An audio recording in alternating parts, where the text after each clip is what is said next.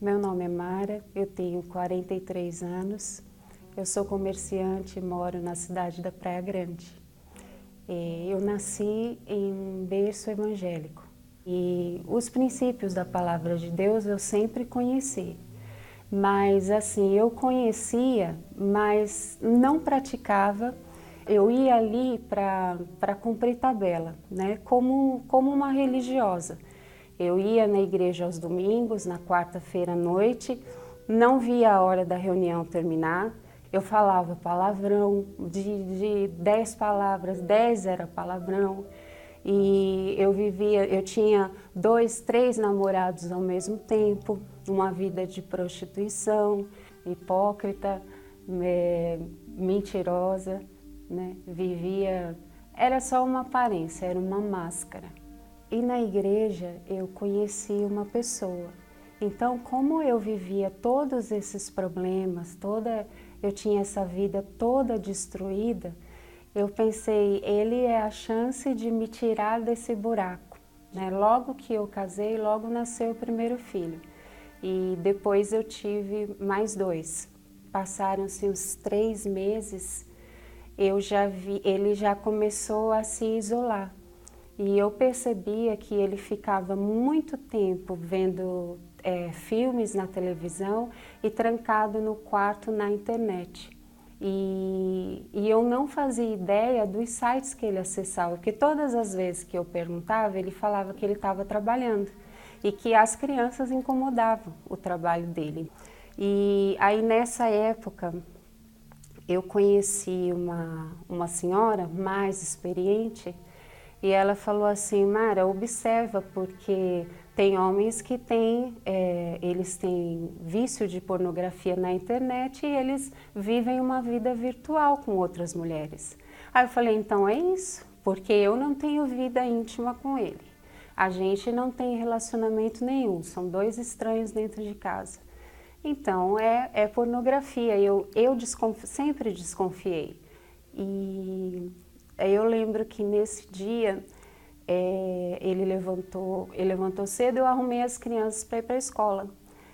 Aí quando eu cheguei na sala da minha casa, tinha uns 12 policiais, Polícia Federal, com aquele colete de fuzil. Tinha esses hackers, né, que eles já tinham acessado todo o computador dele, já sabia tudo que tinha lá. E aí ele perguntou para mim, a senhora nunca desconfiou?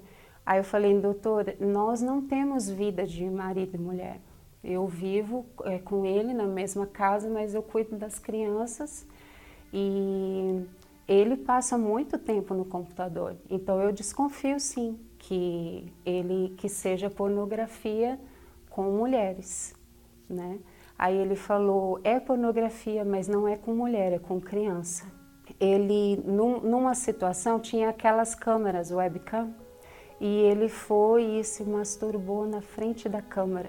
E a criança viu e chamou o pai. Então o pai, na hora, gravou e levou para a delegacia da cidade. Aí eu lembro que ele ainda falou assim, eu não vou mostrar as imagens para a senhora porque é muito constrangedor. Eu sei que naquela hora, assim, eu sabia que tinha chão embaixo de mim, mas eu não sentia o chão. Eu não sentia o meu corpo. Então, assim, o computador estava com tudo, todo esse material de pornografia, de pedofilia. Passaram 4 dias. No domingo, a minha casa parecia, eu com 3 crianças dentro de casa, parecia que o inferno abriu as portas assim, e entrou o inferno lá dentro. Eu queria sair correndo dali. E eu lembro que chegou domingo, ele tinha me contado tudo, e eu ia fazendo as coisas, ele ficava olhando para a direção de uma escada que eu tinha lá nos fundos, uma escada que vai para o telhado. E eu falei para ele assim, que eu ia na igreja, que eu precisava ir na igreja. Quando eu voltei, quem me trouxe foi a irmã do pastor. E quando eu entrei, a porta estava tudo aberto, a casa toda acesa, e tinha cartas pela sala toda.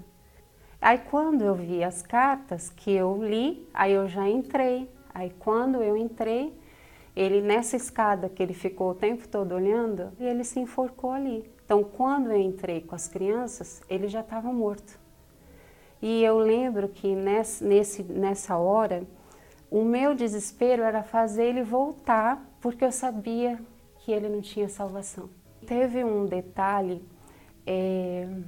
4 horas antes dele morrer, dele se suicidar, foi um pouquinho antes de eu ir para a igreja. E ele falou assim para mim, não era ele. Hoje eu sei que não era ele, a voz dele mudou e o semblante. E ele falou assim, você vai criar os meus filhos em qualquer igreja, menos na Universal.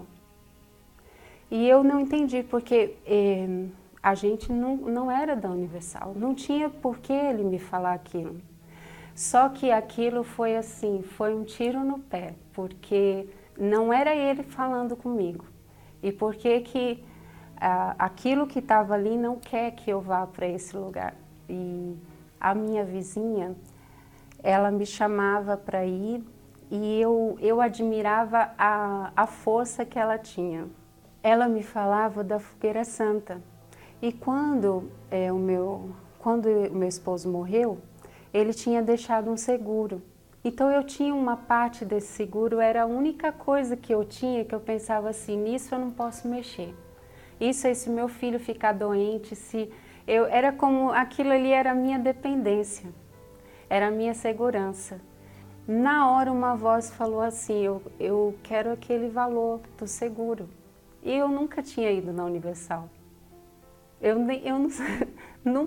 Eu achava que Fogueira Santa, eles faziam uma fogueira em cima do altar e queimavam as coisas lá. Eu achava que isso que era Fogueira Santa. Eu cheguei na Universal, eu lembro, foi numa terça-feira. Aí quando eu cheguei na igreja, o pastor não entendeu nada. Eu contei a minha história para ele e uma coisa que eu percebi, que me chamou a atenção, todas as outras igrejas que eu contei a minha história, o pastor chorava junto comigo. E esse aí, ele nem sentou. Ele ouviu minha história em pé e me passou a fé.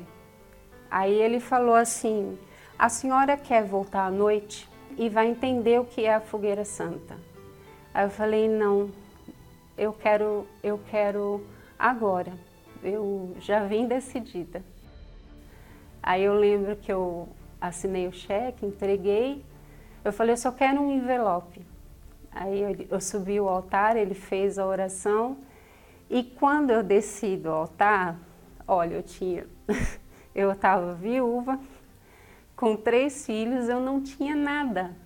Mas eu já não era a mesma pessoa. Eu já desci com força para lutar. Eu tinha conhecido uma senhora que eu sabia que ela tinha o Espírito Santo e eu queria aquilo que ela tinha.